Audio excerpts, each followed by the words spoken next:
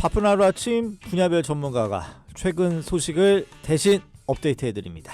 굿모닝 데일리 뉴스. 네, 오늘 수요일 국제 소식 전해드립니다. 이분의 이야기가 저는 오늘 특히나 더 궁금합니다. 연합뉴스 이치동 기자 전화 연결되어 있습니다. 기자님 안녕하십니까? 네, 안녕하세요. 이치동입니다. 예, 사담을 나누고 싶지만 워낙 듣고 싶은 얘기가 많아서 맞아요. 본론으로 빨리 들어가겠습니다. 예, 트럼프 대통령 취임했지 않습니까? 이번에는 추워서 실내에서 했죠? 네, 그렇습니다. 미국 대통령 취임식이 원래 연방의회 의사당 앞에서 열리는데요. 이번에는 날씨가 워낙 추워서 의사당 안에서 진행됐습니다. 40년 만에 처음이죠. 미국 대통령 실내 취임식은. 어쨌든 트럼프가 미국의 45대 대통령을 지냈고 한 번 건너뛰고 47대 대통령 임기를 시작하는 겁니다. 예. 30분가량 이어진 취임사에서 첫 마디가 미국의 황금 시대가 지금 이 순간 시작된다입니다. 혹시나 전반적인 톤이 포용과 통합에 방점이 찍히지 않을까 하는 관측도 있었지만요. 역시나 스트롱맨 특유의 거침없는 발언을 쏟아냈습니다. 네. 바이든 집권 4년간을 미국의 쇠락기로 규정하면서 이제 미국을 지구상에서 가장 위대하고 강력하고 존경받는 국가로 만들겠다고 선언했습니다. 아니 근데 그 현장에 취임식 현장에 바이든 전 대통령도 있었고 예. 뭐 해리스 부부도 있었고 아니 근데 이렇게 대놓고 부정적으로 막 좀 비난했잖아요. 이런 거에 대해서 어떻게 보셨어요, 기자님? 그러게요. 저도 이제 그 부분을 좀 주목해서 봤는데 예. 특히나 이제 실내 취임식이어서 상당히 가까운 거리에 그러니까요. 바이든 대통령하고 해리스 이제 전 뒤에 부통령이 있던데. 됐지만 앉아 있었거든요. 예. 근데 이제 역시 트럼프답게 조금 전에 말씀드린 대로 그냥 거침없이 말을 하더라고요. 뭐 조목조목 아까 제가 이제 쇠락기라는 표현을 예. 썼는데요. 4년간을 예. 그 이외에도 그 전 정부에서 잘못했다 이런 톤의 그런 문구를 중간중간에 배치하면서 예. 이렇게 적나라하게 비판한 부분이 있어서 좀 눈길을 끌었고 외신도 그 부분을 예.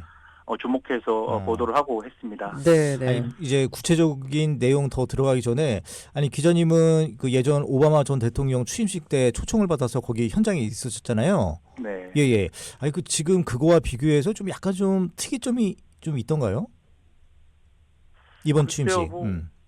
뭐 제가 좀 특이하게 본 거는 아무튼 실내에서 열려서 이렇게 동그랗게 이렇게 앉아서 했잖아요. 예. 이렇게 이제 원형 기록으로 배치를 해서 이제 그 부분도 좀 특이하게 봤고요. 또 이제 나온 가수가 아직 기억이 잘 안 나는데 이번엔 애국가를 안 부르고 미국 더 뷰티풀이라는 이제 그 노래를 부르더라고요. 예. 노래가 좀 바뀐 것도 저는 개인적으로 좀 주목해서 봤고요. 국가가 안 나왔어요, 네. 이번에. 네. 알겠습니다. 이것도 좀 특이한 점이네요. 역시 대단하신 것 같아요, 우리 이치동 기자님. 그거를 또 캐치하시고. 예. 그러니까요.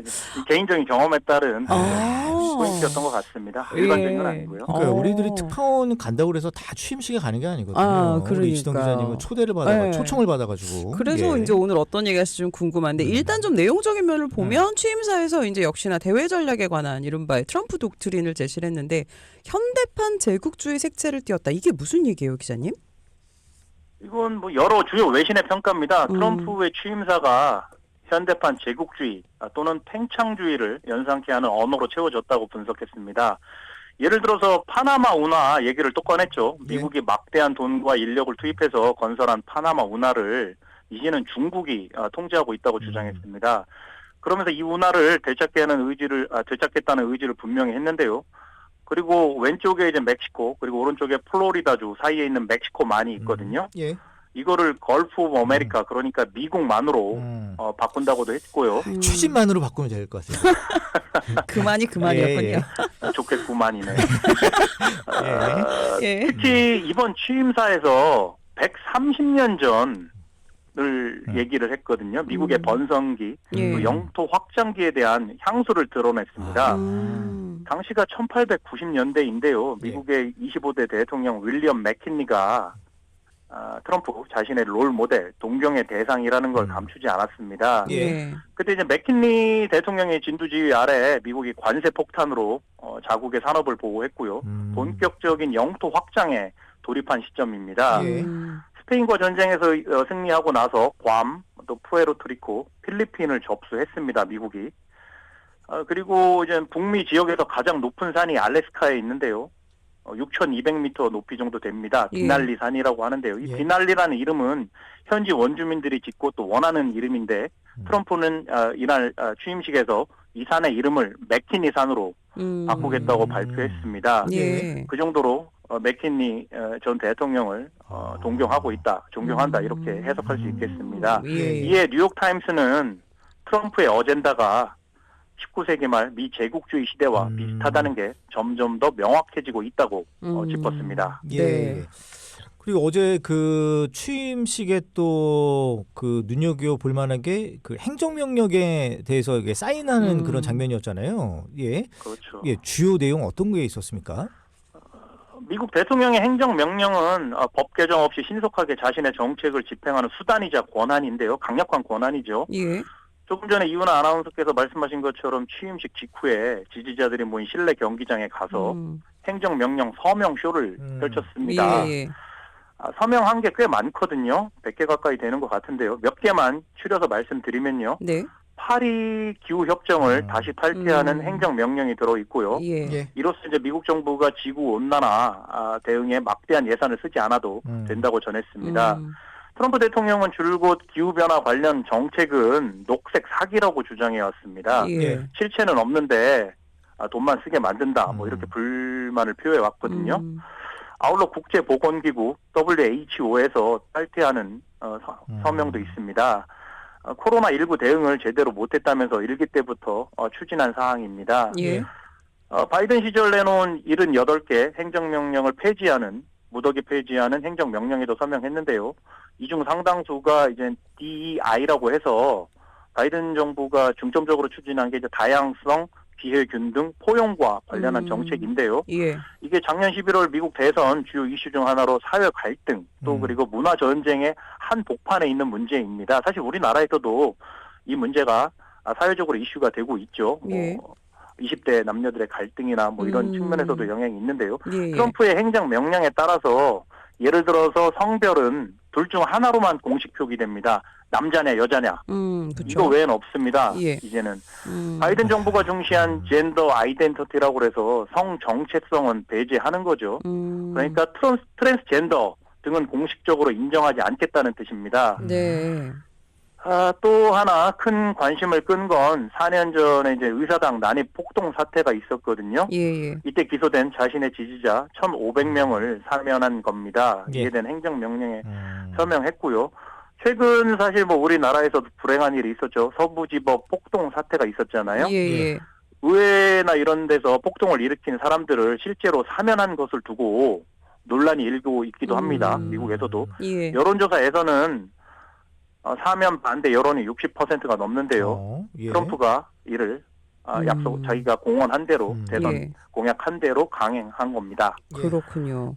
아니 근데 조금 전에 말씀하신 대로 미국 대통령 그러면 이제 뭐 의회 의결 없이 그냥 이거는 다 시행이 되는 거예요, 기자님? 그렇죠. 의회에서 법안으로 처리해야 될 사항이 있는데 예. 시행 명령으로 예. 즉각 처리할 수 있는 이런 권한이 있기 때문에 이런 것들은 자기가 예. 시급하다고 판단해서 여기에 뭐 국경 안보 문제도 있고 상당히 많거든요. 예. 근데 이제 제가 다 설명을 드리지 못했고요. 일단 예. 시급하다고 판단해서 속전속결로 처리한 거 몇 개만 소개해드렸습니다. 알겠습니다. 예.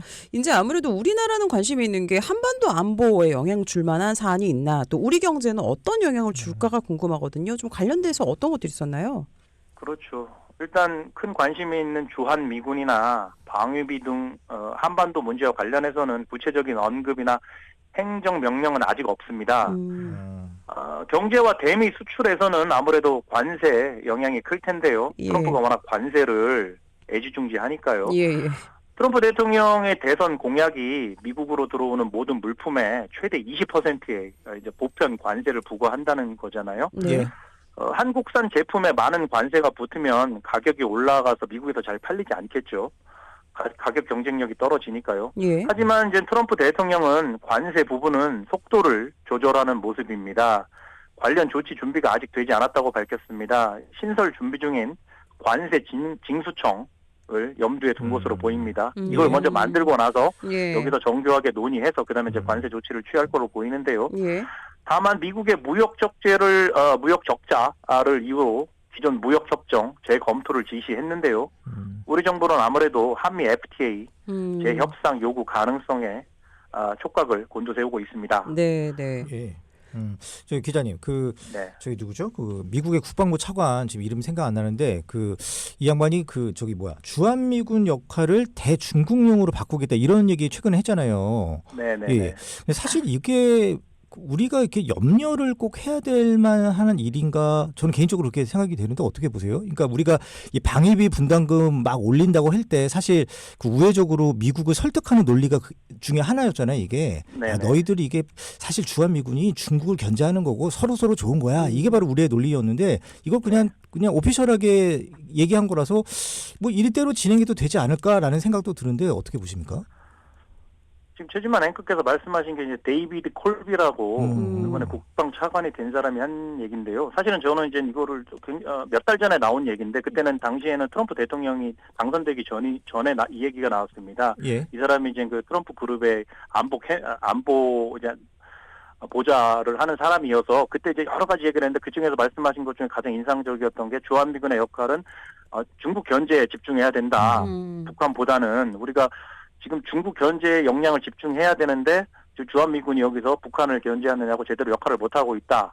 그래서 중국 견제 쪽으로 역할 조정을 해야 된다. 이 부분이었거든요. 그래서 사실 그때 굉장히 주목을 했고 이건 좀 트럼프 쪽에서는 그렇게 생각할 수도 있다. 이제 그러면서도 당시에는 제가 트럼프가 아직 될지도 모르는데 미리 이걸 뭐 걱정하기는 좀 그렇다 이렇게 하고 있었는데 아니나 다를까 트럼프가 당선됐고 또 이 사람이 국방부에서 중책을 맡았습니다. 생각보다는 뭐 저는 처음에는 당초에는 국가안보보좌관 얘기도 있었지만 아무튼 국방부 차관으로 갔는데요. 예. 그래서 제가 다시 이제 그 사람이 한 인터뷰를 꼼꼼히 봤는데요. 예.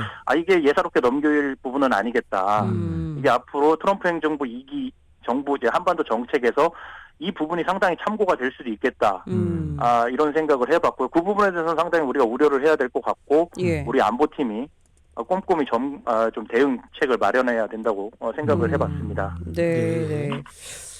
알겠습니다. 그리고 관련해서 사실 또 한반도 그 정세와 관련해서 북한을 핵 보유국 이제 뭐 뉴클리어 파워 이런 단어 써가면서 얘기했는데 이거 좀 저희가 의미를 좀 둬야겠죠? 그러니까 어제 취임식 하고 나서 백악관에 다시 가서 설명식을 했는데 이제 그 부분에서 한반도 관련해서 이 문제가 유일하게 나왔는데 조금 약간 또 우리가 받아들이기에는 뜨악한 발언을 해서 또 좀 이슈가 된 거거든요. 오늘 그러니까요. 아침 우리 조간에서도 많이 다뤘더라고요. 예. 그러니까 백악관에서 기자가 안보 위협과 관련해서 이제 묻자 아침에 새벽 배송 뉴스에서도 말씀을 하셨지만 트럼프가 또 얘기한 겁니다.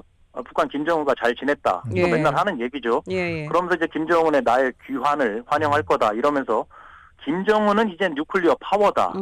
이렇게 말을 했습니다. 예. 그러니까 북한이 뉴클리어 파워가 아니라 김정은은 이제 뉴클리어 파워다. 그러니까 핵 보유자 이렇게 말을 했어요. 근데 이거를 이제 우리 언론은 핵 보유국이다 이렇게 말했다고 사실 뭐 그게 그 김정은이 곧 북한이니까요. 북한에서는.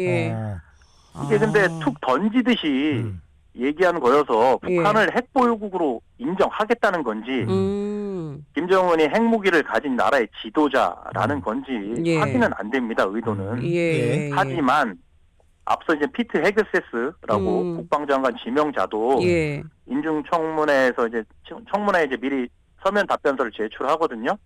여기에 북한의 핵 보유국 지위라는 이런 표현을 씁니다. 그래서 그 배경에 관심이 쏠렸는데요. 네.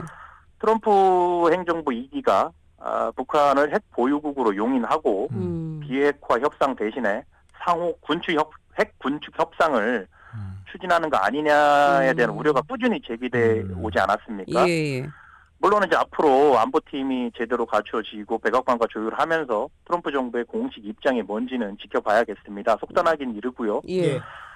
아울러 하나 더 말씀드리고 싶은 건 트럼프 대통령은 어제 취임식 후 군 관계자들을 위한 무도회에도 참석했는데요. 무도회가 총 3개가 열렸는데 그중 하나 이제 군과 관련된 거였습니다. 이 자리에서 평택에 있는 미군 기지 캠프 험프리스의 주한미군 장병들과 짧게 영상 통화도 했습니다. 여기서도 김정은 얘기를 꺼냈는데요. 김정은은 어떻게 하고 있나? 김정은은 다루기 만만치 않은 터프 가이다. 뭐 이런 얘기를 했습니다. 아무튼 트럼프가 한반도 얘기만 나오면 어김없이 김정은을 거론하고 있습니다. 또 보고 싶어 하는 건 분명한 것 같습니다. 알겠습니다. 만나겠네요, 둘이. 네, 여기서도 이제 우리 목소리를 내려면 우리 국내 정세가 좀 안정이 돼야 될 텐데 알겠습니다. 오늘도 저희가 특히나 또 재미있는 얘기를 많이 들었습니다. 연합뉴스 이치동 기자 함께했습니다. 감사합니다. 네, 고맙습니다. 네, 감사합니다.